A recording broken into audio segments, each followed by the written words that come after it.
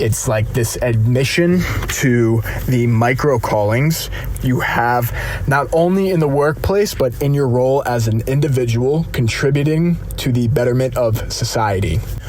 What is going on, everyone? We are back just a few days later. I am just as surprised as you are with the Really Good Coffee Podcast, the show where I talk about all things coffee related while drinking a cup of coffee. Today, I'm drinking actually a custom blend from a client that's set to open in the next couple of months. It is a Colombia/Brazilian blend, espresso blend that they're going to be using as their primary in-house offering. And if I can say this without too much bias, it is pretty damn good. So first thing I want to do is actually recap last week's numbers.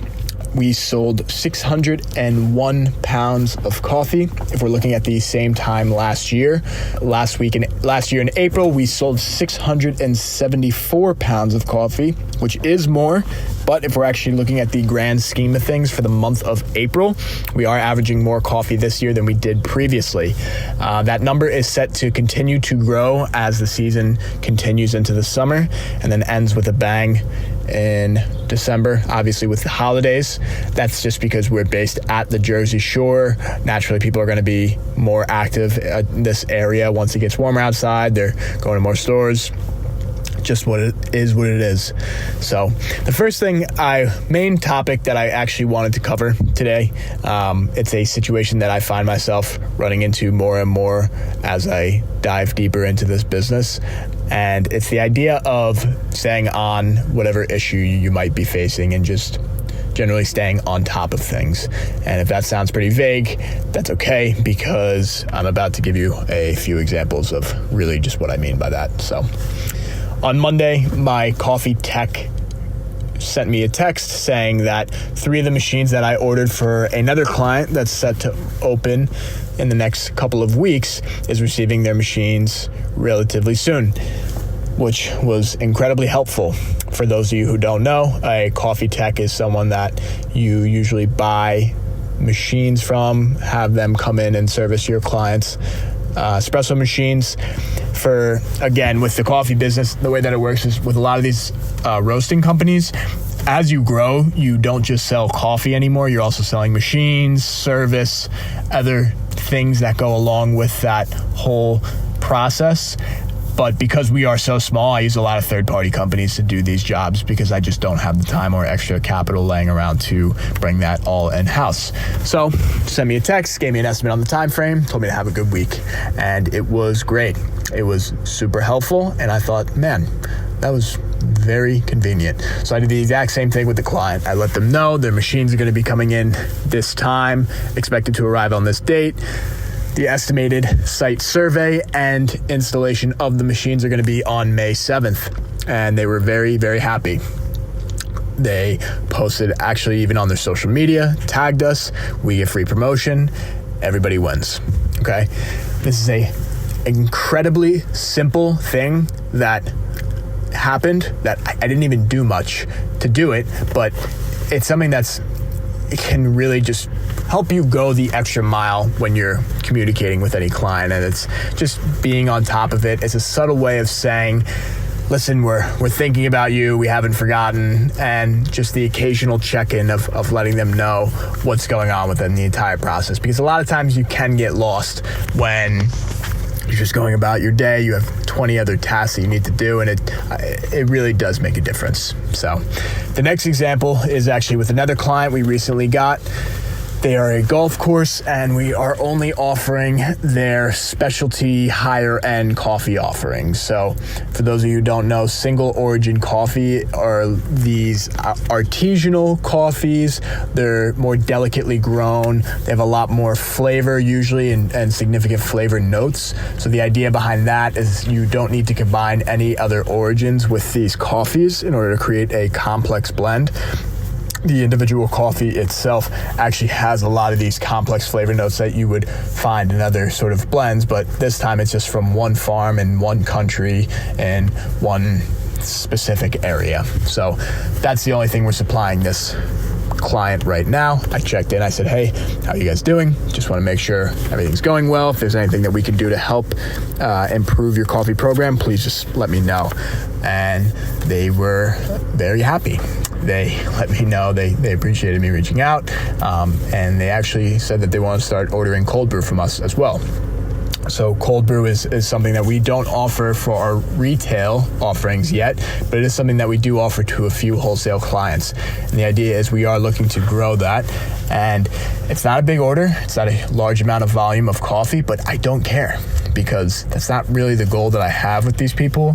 The goal is to build trust with this client, give them a good product and a good service so that they feel comfortable recommending us to their other people that they might know in the industry, and we may get another client out of that, and we might just get brought on to the point where we're supplying their total coffee supply. And either way, those are positive outcomes for us. So just the little things. The last example is actually not a positive example, but it's also just as, if not more important, because it has set the tone for me and really just Made in general on up to this point now and continually. I have one of our biggest clients about 6 months ago was dealing with a problem with their espresso machine. They also had some issues with the coffee tech that we use for most of our other clients, so I had to go through another third party in New York. These guys are this is a very niche job, so there's not many of these guys, so it's difficult to find them. So I found one in New York. They are very terrible with communication. It was about a 2 to 3 month process. Finally, after 3 different site visits and work being done on their machines, they still weren't able to do it properly. It wasn't working at 100% the way that they wanted it to, and that was a problem. But I was so fed up with this whole process that I almost didn't even care anymore. I was just so frustrated. And my client reached out to me. They said, look, this is what's the deal is we need them to get back down here. So I said the same thing to the tech company, and what they said to me was that this was a non-issue. That was it. And that's what I mean by terrible communication. There's just no incentive to do the job properly. It's just, we don't care, and we're not going to make this a priority. So that's basically what I told my client. I pretty much said word from word what they told me in an email, and they reamed me out for it. I mean, they chewed my ear off, and I deserved it. I definitely deserved them saying, look, what do you mean?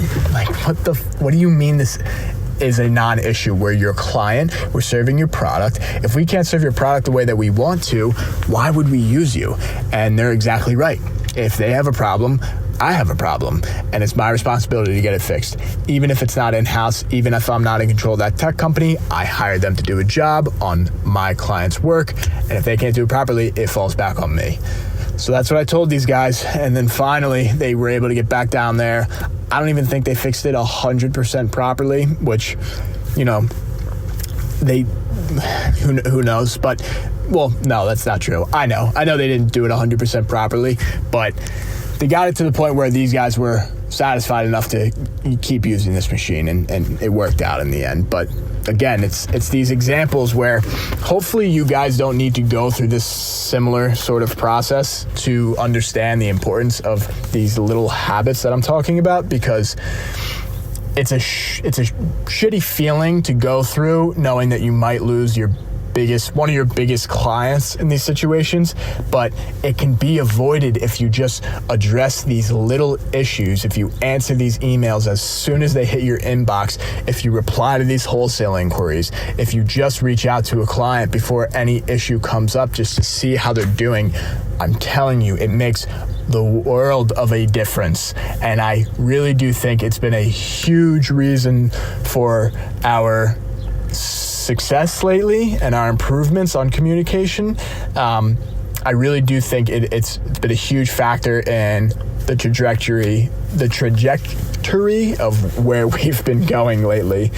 And I really don't even think this is something that just applies in a business setting. This is something that I've had a lot of difficulty with growing up, and what I find myself doing now by dealing with these problems with work and addressing with them, I'm able to address these issues outside of it. And I know it might seem unrealistic or it might just seem not that easy, but I promise you, the more that you do something, the more it becomes a habit, the more that it just becomes a natural instinct. It's like this admission to the micro callings you have, not only in the workplace, but in your role as an individual contributing to the betterment of society. You cannot just ignore these things. They may seem small, but I promise they will build and build and build and build until you're left wondering how you got to be in such a miserable position. And look, I understand. I don't have much to show for this. I don't make a ton of money. I just make enough to live. That's all right. You don't have to believe me. But I'm also in a position where if I don't do these little things that help my business because I've seen them help them, I can't pay rent next week. So I might have a little bit more riding on this than you do. So just take with that what you will and see if you can apply it to just little instances in your life. It might help you. And if it doesn't, what's to lose? You might as well give it a shot. Thank you guys for listening. I really do appreciate it, and I will talk to you very soon.